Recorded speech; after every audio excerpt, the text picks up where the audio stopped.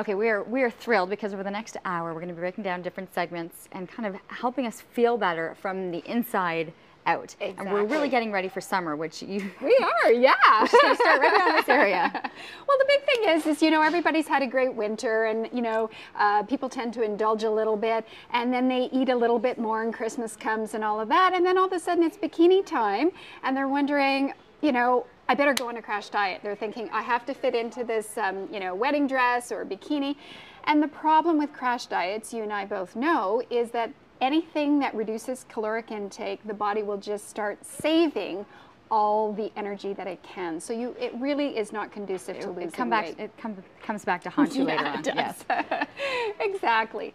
And you know, a part of trimming down and getting rid of the belly bloat, let's talk about that this segment, is basically you have to look at digestion. You know, a lot of people come in and they're like, I have to trim down, I want to lose weight. But before we start losing weight, let's make sure we take care of the belly bloat. So one of the factors that can be associated is when we are in overdrive. We all live very busy lives. We overproduce hormones, and those are our fight and flight hormones. Those are opposite to the hormones that we need to actually digest. So when we see food and smell food and think about food, our body should start releasing enzymes to break down our food. But if we're on the go, we are in the opposite mode. So what happens is we get some irritation and we don't digest our foods properly.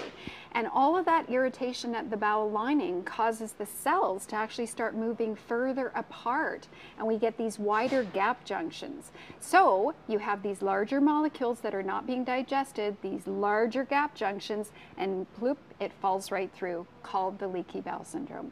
The key symptoms: bloating, pain, maybe diarrhea, constipation. They're not a disease, but they're the beginning of a problem.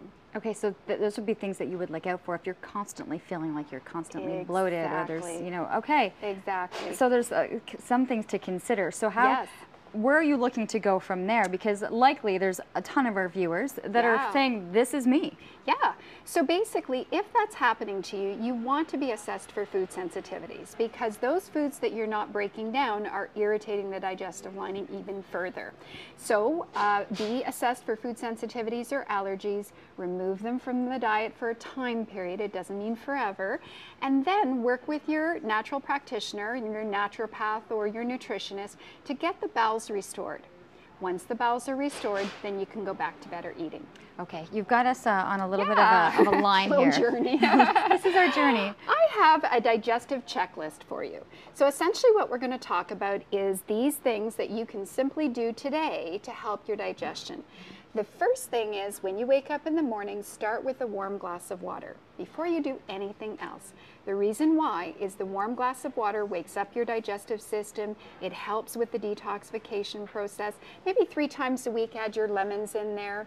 And that really helps to wake up and get ready for the day. Warm water. Warm water, Okay. yes. Yeah. Why not cold? Yeah. Well, cold again is counterproductive to waking up the digestive lining, and warm food just again wakes the system up. Okay. Yeah. You're thinking you have cold water first thing in the morning? Well, you know, I actually don't like cold water. I don't like it too cold, but I'm just wondering on the warmer side, you know, what's the idea behind it? That's the idea.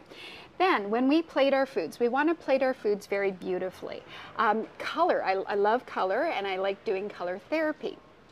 If you are a person that has a low appetite, you want to use colors like yellow, like red, like orange, because all of those colors are vibrant and they stimulate your appetite. So if you're a person that really wants to increase your appetite, maybe with your kids, these are the colors you're going to use. Yeah. Reds, yellows, oranges. Yes. If you're looking, I have a feeling that if you're looking to downsize. Yes. If you are like most of us that have a healthy appetite and we want to maybe reduce what we consume, because all of us can reduce what we consume by at least 1/5. We use serene colors like blues. And blue has been researched to calm the mood. It's used in a lot of centers where potentially they may have a concern about people having too much energy. But yeah, essentially what you do is you plate your foods on blues and you will calm down the whole process of overeating. Okay, we have about 20 seconds left. Can we get to... Okay, so then what you're going to do is quickly, you're going to make sure you relax when you eat. Put on your iPhone or your headphones and just relax with eating, because that is very important. most heartburn is related to eating too quickly. Lastly, you're going to put down your spoon or fork. You're going to make sure you chew, chew, chew, and take time and slow down when you eat. Slow down. Yep. Put the fork and the spoon down after you've taken a bite. Yeah. Great tips right here. I love it. I love the colors as well. Yeah. I had no idea about that. Yeah.